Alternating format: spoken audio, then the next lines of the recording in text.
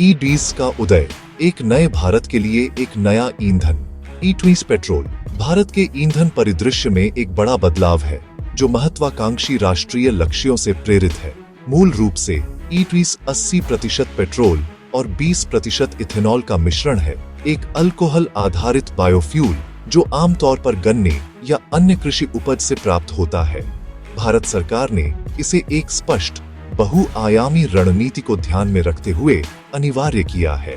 इसका प्राथमिक उद्देश्य देश के भारी तेल आयात बिल को कम करना है, जिससे विदेशी मुद्रा भंडार पर भारी बोझ पड़ता है, और वाहनों के उत्सर्जन को कम करना है, जिससे वायु प्रदूषण के गंभीर मुद्दे से निपटा जा सके। इसके अलावा यह नीति कृषि क्षेत्र, खासकर गन्ना किसानों को बहुत बढ़ावा देती है, क्योंकि यह उनकी फसलों के लिए एक निरंतर और बड़े पैमाने पर मांग पैदा करती है, जिससे उनकी आय बढ़ती है।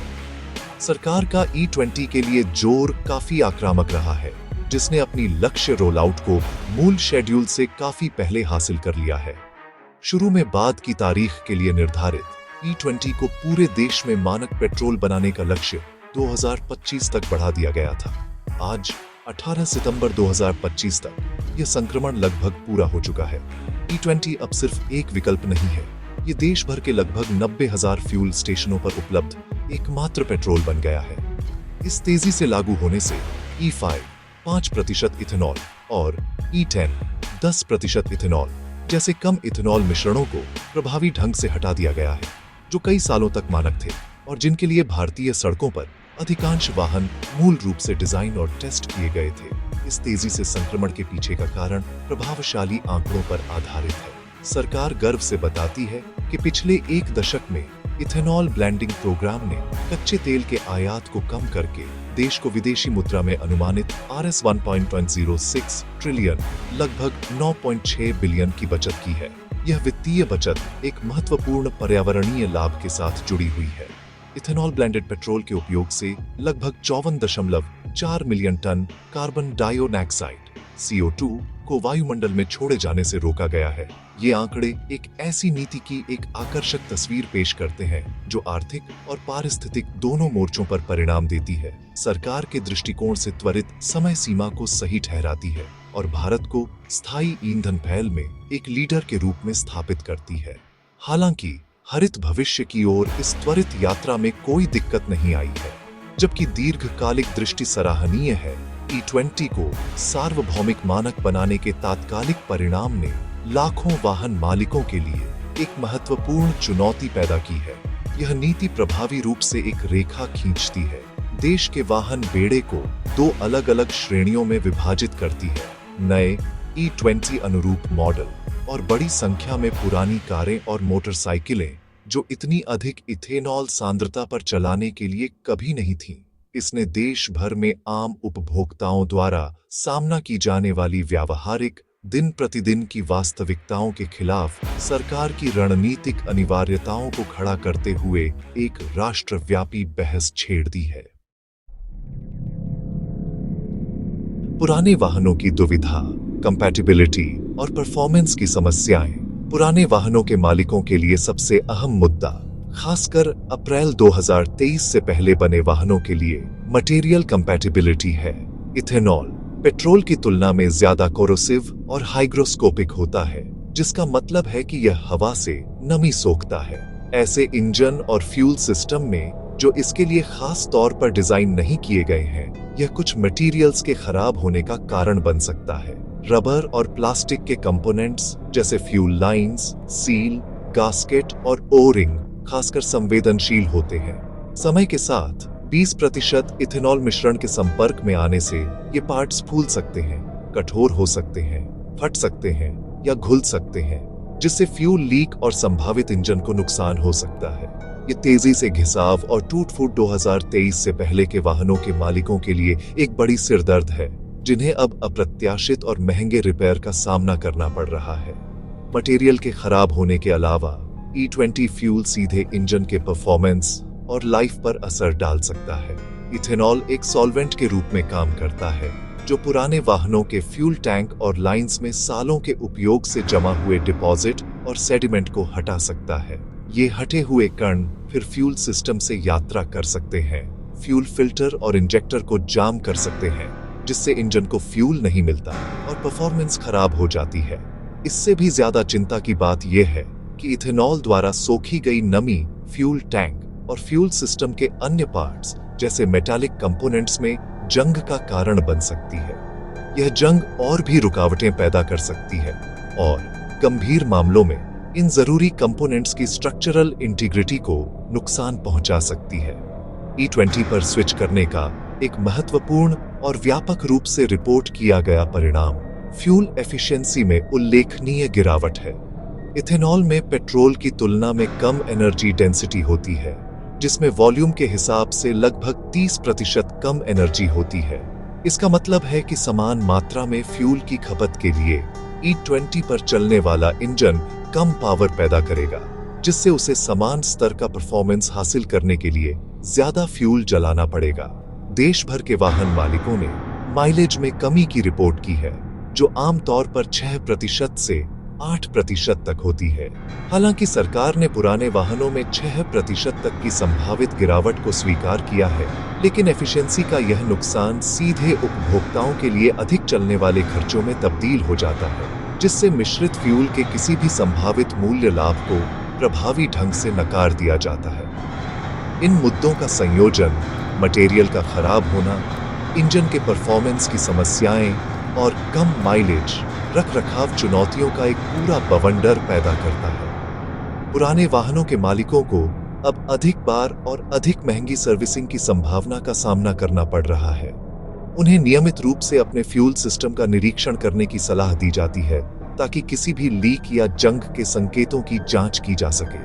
फ्यूल पंप, इंजेक्टर और रबर सील जैसे कंपोनेंट्स, जिनके कई सालों तक चलने की उम्मीद थी, अब समय से पहले बदलने की आवश्यकता हो सकती है। यह न केवल एक वित्तीय बोझ जोड़ता है, बल्कि अनिश्चितता और अविश्वसनीयता का एक स्तर भी पेश करता है, जिसकी वाहन मालिकों ने अपनी कार और मोटरसाइकिल खरीदते समय उम्मीद नहीं की थी। कंज्यूमर की आवाज, बढ़ती चिंताएं और बढ़ता फ्रस्ट्रेशन। E20 पर अनिवार्य स्विच ने कई कंज्यूमर्स को निराश और मजबूर महसूस कराया है, मुख्य रूप से वैकल्पिक फ्यूल विकल्पों की पूरी कमी के कारण। इथेनॉल ब्लेंडिंग प्रोग्राम वाले अन्य देशों में, जैसे ब्राजील या यूनाइटेड स्टेट्स, कंज्यूमर्स को अक्सर पंप पर एक विकल्प दिया जाता है। वे विभिन्न इथेनॉल ब्लेंड्स या यहाँ तक कि इथेनॉल फ्री पेट्रोल में से चुन सकते हैं।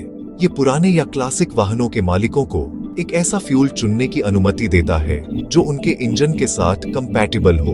हालांकि भारत में सरकार के ऑनर अ नथिंग अप्रोच ने इस विकल्प को पूरी तरह से हटा दिया है।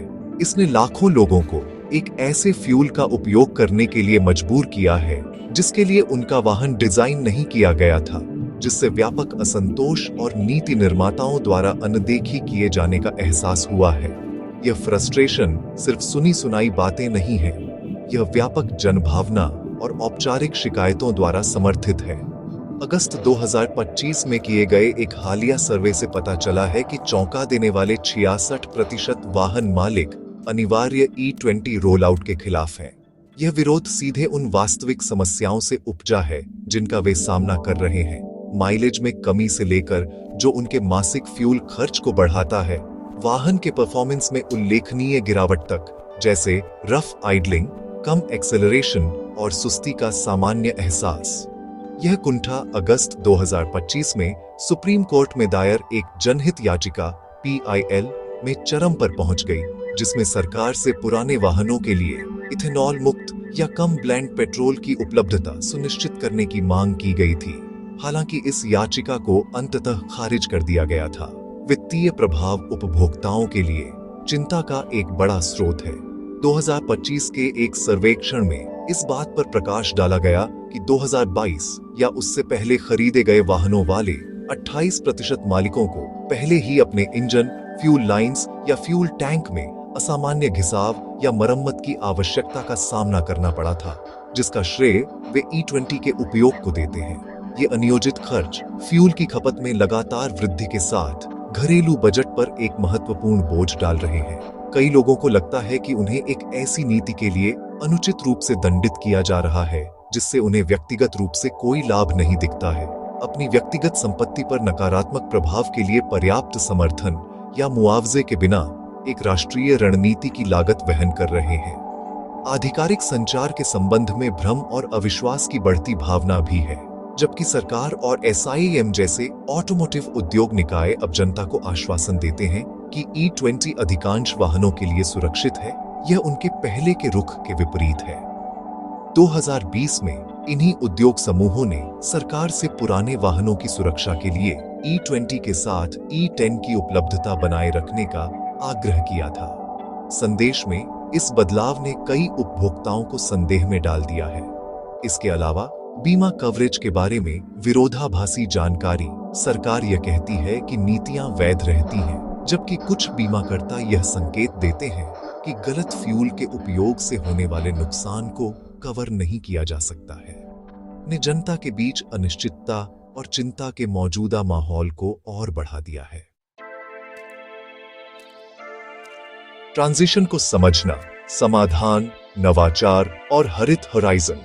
व्यापक चिंताओं के जवाब में सरकार और कार निर्माताओं दोनों ने पुराने वाहनों के मालिकों के लिए सिफारिशें पेश की हैं। प्राथमिक सलाह है कि सक्रिय रखरखाव किया जाए। इसमें फ्यूल सिस्टम के सभी कंपोनेंट्स, खासकर रबर हॉसेस और सील्स का नियमित रूप से निरीक्षण करना शामिल है, ताकि कठोरता, दरार या रिसाव के किसी भी संकेत की पहचान की जा सके। वाहन मालिकों को इथेनॉल संगत फ्यूल एडिटिव्स का उपयोग करने के लिए भी प्रोत्साहित किया जाता है, जो E20 के कुछ कोरोसिव प्रभावों को कम करने और फ्यूल को स्थिर करने में मदद कर सकते हैं। उन वाहनों के लिए जो विशेष रूप से अतिसंवेदनशील हैं, निर्माताओं ने सुझाव दिया है कि कमजोर रबर और प्लास्टिक के हिस्सों को नए इथेनॉल प्रतिरोधी संस्करणों के साथ बदलना एक व्यवहार्य, हालांकि महंगा समाधान हो सकता है, ताकि दीर्घकालिक संगतता सुनिश्चित की जा सके। नए वाहन, विशेष रूप से अप्रैल 2023 से निर्मित E20 फ्यूल को बिना किसी समस्या के संभालने के लिए शुरू से ही इंजीनियर किए गए हैं। कार कंपनियों ने पूर्ण अनुपालन सुनिश्चित करने के लिए कई महत्वपूर्ण तकनीकी अपग्रेड किए हैं। इसमें फ्यूल टैंक और फ्यूल लाइंस से लेकर सील्स और इंजेक्टर तक फ्यूल सिस्टम के सभी कंपोनेंट्स के लिए इथेनॉल प्रतिरोधी मटेरियल्स का उपयोग करना शामिल है। इसके अलावा इंजन कंट्रोल यूनिट ECU को नए सॉफ्टवेयर मैप्स के साथ रिकैलिब्रेट किया गया है, जो E20 के विभिन्न गुणों के लिए दहन को अनुकूलित करने के लिए एयर फ्यूल मिश्रण और इग्निशन टाइमिंग को समायोजित करते हैं।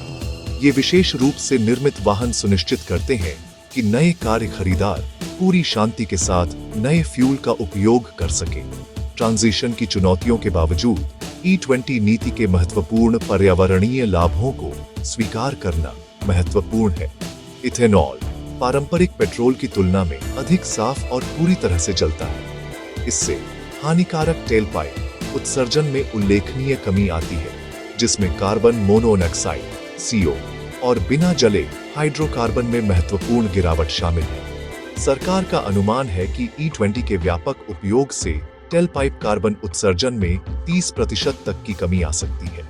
इसके अतिरिक्त E20 फ्यूल में उच्च ऑक्टेन रेटिंग होती है, लगभग 108.5, जो संगत इंजनों में अधिक कुशल दहन की अनुमति देता है, जिससे उत्सर्जन में और कमी आती है और सख्त Bharat stage VI, BSD VI मानदंडों के अनुरूप होता है। निष्कर्ष में E20 पेट्रोल में राष्ट्रव्यापी बदलाव प्रगति और प्रतिरोध का एक क्लासिक मामला है। यह नीति भारत की अर्थव्यवस्था, ऊर्जा सुरक्षा और पर्यावरणीय स्वास्थ्य के लिए निर्विवाद दीर्घकालिक लाभ रखती है। हालांकि तेजी से और अनिवार्य कार्यान्वयन ने लाखों पुराने वाहनों के मालिकों के लिए महत्वपूर्ण और वैध चुनौतियां पैदा की हैं, जो अब संगतता, प्रदर्शन और लागत के मुद्दों से जूझ रहे हैं। जबकि नए वाहन इस नए युग के लिए अच्छी तरह से सुसज्जित है, मौजूदा बेड़े के लिए आगे का रास्ता उपभोक्ता समर्थन, स्पष्ट मार्गदर्शन और व्यावहारिक समाधानों के नाजुक संतुलन की मांग करता है। इस महत्वाकांक्षी हरित पहल की सफलता अंततः इस बात पर निर्भर करेगी कि सरकार और उद्योग इन संक्रमणकालीन समस्याओं को कितनी प्रभावी ढंग से दूर कर सकते हैं और एक स्वच्छ भविष्य की ओर सभी नागरिकों का समर्थन कर सकते हैं।